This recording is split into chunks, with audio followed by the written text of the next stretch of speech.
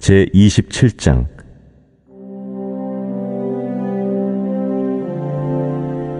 너는 내일 일을 자랑하지 말라.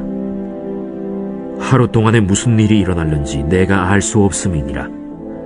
타인이 너를 칭찬하게 하고 내 입으로는 하지 말며 외인이 너를 칭찬하게 하고 내 입술로는 하지 말지니라. 돌은 무겁고 모래도 가볍지 아니하거니와 미련한 자의 분노는 이 둘보다 무거우니라. 부는 잔인하고 노는 창수 같거니와 투기 앞에야 누가 서리요.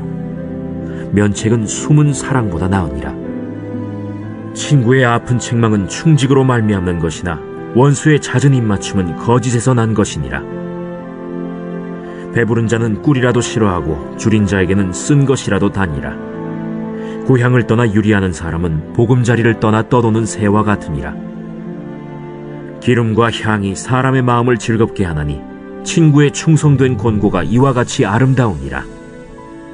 내 친구와 내 아비의 친구를 버리지 말며 내 환난 날에 형제의 집에 들어가지 말지어다. 가까운 이웃이 먼 형제보다 나으니라.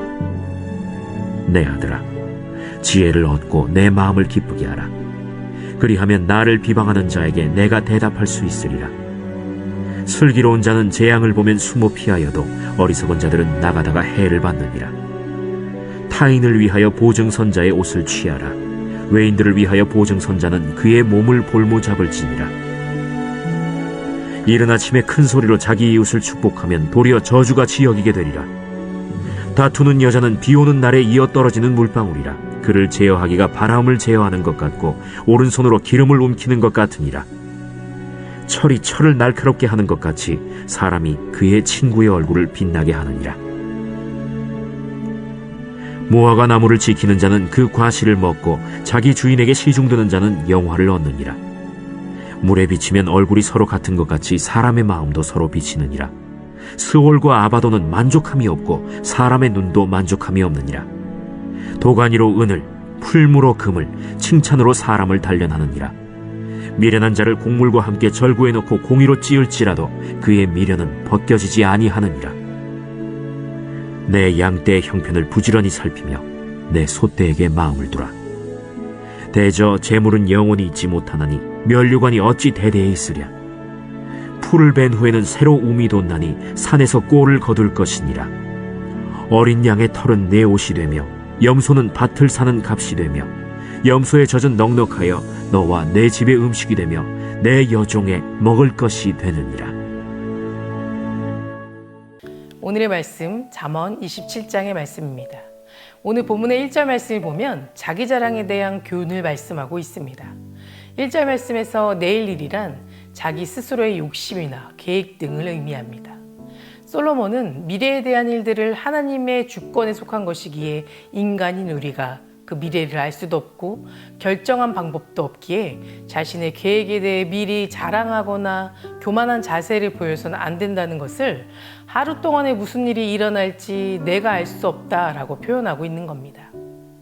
사람들에게 당장 오늘의 계획이나 내일 또 10년 후의 계획을 물어보면 마치 모든 것을 아는 듯이 막힘없이 술술 이야기할 것입니다. 그런데 오늘 본문 말씀에는 오늘 하루도 무슨 일이 일어날지 모르는데 내일 일에 대해 자랑하지 말라고 말하고 있습니다. 당장 코앞에 일어난 일도 알지 못하면서 내일에 대한 계획을 세워놓고 미리 자랑하는 자는 그날 저녁 죽을 것을 알지 못하고 소출을 가득한 창고를 보며 이제 흡족하니 즐기자라고 말했던 부자나 자기가 달릴 줄 모르고 모르드게를 처형하겠다고 나무를 높이 세웠던 하만처럼 미련하고 어리석은 자는 없다라는 것입니다. 그렇다면 우리는 내일 일에 대해 어떠한 자세를 취해야 하는 걸까요? 내일 일을 알 수 없다고 해서 내일에 대한 어떠한 꿈이나 비전을 가져서는 안 된다는 것이 결코 아닙니다. 오히려 우리는 그 누구보다 큰 꿈과 비전을 품어야 하는 사람입니다. 왜냐하면 우리는 하나님의 약속에 대한 믿음과 소망을 가지고 살아가기 때문입니다. 그렇다면 내일에 대한 비전과 꿈을 품으면서도 내일에 대해 자랑하지 않으려면 어떻게 해야 하는 것일까요? 이에 대해 사도 바울은 우리에게 적절한 모범을 보여주고 있습니다. 그는 자신이 받은 선교의 사명에 대해 그 누구보다 큰 꿈과 비전을 품고 로마는 물론 서바나까지 가려는 계획을 세웠습니다. 하지만 바울은 내일에 대해서는 항상 먼저 하나님의 뜻을 구하고 하나님의 뜻을 앞세웠다는 것입니다.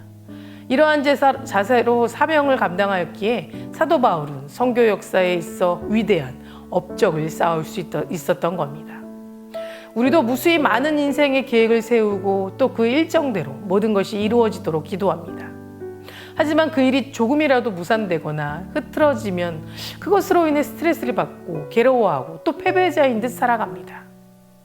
사도 바울처럼 먼저 하나님의 뜻을 구하고 하나님의 뜻을 앞세우는 것이 아니라 자신의 뜻을 앞세우며 살아가게 되니 조금의 실수도 용납되지 않는 것이고 자신이 만들어 놓은 틀에 갇혀서 자신에게 주어진 참된 쉼을 누리지 못하고 살아가는 것입니다. 지금처럼 불확실한 시대에 살아가는 우리는 더욱더 큰 비전과 소망을 품고 달려가야만 합니다. 하지만 그 모든 것이 자신의 욕심과 지혜가 아니라 하나님의 약속과 말씀에 따라 달려가야 하는 것입니다. 그리고 우리는 내일에 대해서는 철저히 무력한 존재임을 인정하고 내일에 대한 자랑은 버리고 오직 겸손한 자세로 하나님의 뜻을 쫓음으로써 더 큰 꿈과 비전을 이루어 하나님의 영광을 드러내는 삶을 살아가야 할 줄 믿습니다. 그리고 우리는 겸손한 자세를 가지고 달콤한 아첨의 소리보단 올바른 쓴소리를 들을 수 있는 성도가 되어야 합니다. 6절 말씀을 보면 친구의 아픈 책망은 충직으로 말미암은 것이나 원수의 잦은 입맞춤은 거짓에서 난 것이니라 라고 말씀하고 있습니다. 즉 친구의 아픈 말 한마디는 상처를 입힐 만한 쓴소리라도 나 자신을 바로 잡아주는 사랑과 애정에서 비롯된 것이지만 원수의 달콤한 말들은 악의에서 비롯된 거짓된 행동이라는 것입니다. 때문에 우리는 사랑에서 나오는 쓴소리와 거짓에서 나오는 달콤한 말을 구분할 수 있는 지혜가 필요한 것이고 거짓된 아첨의 말을 멀리하고 바른 쓴 말을 들을 수 있는 마음을 달라고 구하면서 살아가야 합니다. 우리는 책망하는 소리를 듣게 되면 왠지 나 자신이 어리석고 하찮은 존재처럼 느껴지고 또 초라한 모습과 내 흠들이 드러나는 것 같아서 그런 말을 듣기를 참 싫어합니다. 그래서 그 충고의 말들을 회피하거나 상대에게 화를 내기도 합니다. 반대로 달콤한 말들을 듣게 되면 왠지 나 자신이 대단한 것처럼 느껴지고 우쭐대게 됩니다. 그러니 당연히 그 소리에 더 귀를 기울일 수밖에 없는 겁니다. 역대하 18장을 보면 아하방은 어떻게든 본인이 하고 싶은 대로 끝까지 고집하고 자기 소견에 옳은 대로 행동을 했습니다. 여기서 드러난 아하방의 교만은 자기가 듣기 좋아하는 말만 들었다는 것입니다. 자기 귀에 좋은 말만 하는 400명의 선지자에게 하나님의 뜻을 물어보았고 평소에 자기에게 나쁜 말을 했던 미가의 선지자의 말은 들으려고도 하지 않았습니다. 여호사밧의 간청으로 미가를 통해 하나님의 뜻을 듣게 되었음에도 불구하고 그는 돌이키지 않았습니다. 오히려 미가의 선지자를 옥에 가두고 고난의 떡과 고난의 물을 먹게 했다고 성경은 말하고 있습니다. 이렇듯 하나님을 대적하는 것만이 악이 아닙니다. 자기 귀에 좋은 것만 들으려고 하는 교만도 하나님은 똑같은 죄임을 말씀하고 있는 겁니다. 유능한 감독은 선수들의 부족한 점을 지적하고 더 혹독하게 훈련을 시킵니다. 때론 훌륭한 선수들도 벤치에 앉아 경기를 관람하게 하여서 심기일전하도록 만들기도 합니다. 하지만 무능한 감독은 부족한 점을 지적하는 대신 오히려 잘한다는 말만은 남발하면서 힘을 넣어주려고 합니다. 하지만 자신이 부족한 점이 무엇인지 모르고 잘한다는 말만 들은 선수는 진짜 자신의 부족한 점을 발견하지 못하게 되고 교만에 빠지게 되면 결국 승리의 영광을 맛보지 못하게 된다는 것입니다. 세상을 사랑하는 우리의 삶도 마찬가지입니다. 영원한 생명과 하나님 나라를 놓고 사단의 유혹과 공격은 끊이지 않고 계속될 겁니다. 만일 우리가 선한 목자 되시는 주님의 말씀 대신 사단의 말을 따라 악한 것으로 살아간다면 우린 결코 영원한 천국으로 들어가는 영광을 누리지 못할 것입니다. 성도 여러분, 자신의 범죄를 지적하는 선지자의 소리를 들었던 다윗은 하나님의 귀한 종으로 쓰임받게 되었지만 바른 선지자를 핍박하고 거짓 선지자의 말만 들었던 아하방은 결국 파멸을 당하고 말았습니다. 사단의 달콤한 말 대신 지금 당장 거슬리더라도 하나님의 쓴소리에 귀 기울이시면서 날마다 더욱 성숙한 성도로 변화되고 믿음의 싸움을 승리로 이끄시는 그런 하나님의 백성 되시기를 간절히 소망합니다. 다 같이 기도하시겠습니다. 오늘은 수요일입니다. 수요일의 공동기도 제목은 교회를 위해서 기도하시겠습니다. 먼저 교회의 부흥과 회복을 위해 기도해 주시고 이 땅의 교회가 복음으로 돌아갈 수 있도록 기도해 주시기 바랍니다. 그리고 올해 수험생을 위해 기도하시겠습니다. 수험생의 이름은 김유지, 이은채, 임채은, 오윤준, 정선우, 최명진, 박김소망, 최보검, 임병인입니다. 먼저 교회를 위해 수험생을 위해 기도해 주시고 각자 개인의 기도를 위해 기도해 주시기 바랍니다. 사랑과 은혜가 충만하신 하나님 아버지 감사합니다. 오늘 하루도 나의 삶을 주관하신 하나님께 영광을 올려드립니다. 날마다 주님의 음성 듣기를 원합니다. 주님이 예비하신 그 길만을 순종하며 따라가게 하시고 내 귀에 달콤한 소리보다 쓴 소리라도 옳은 말을 듣고 걸어갈 수 있도록 인도하여 주시옵소서. 특별히 교회의 부흥과 회복을 위해 기도합니다. 이 땅의 모든 교회가 주님 앞에 엎드려 회개하고 기도하게 하시며 주님의 뜻을 구하고 주님이 하시는 말씀에 귀 기울이고 그 말씀에 순종하며 다시 복음 앞으로 돌아갈 수 있도록 인도하여 주시옵소서. 모든 교회가 영혼 구원의 사명을 잘 감당하게 하시고 날마다 말씀 앞에 새로워질 수 있도록 인도하여 주시옵소서.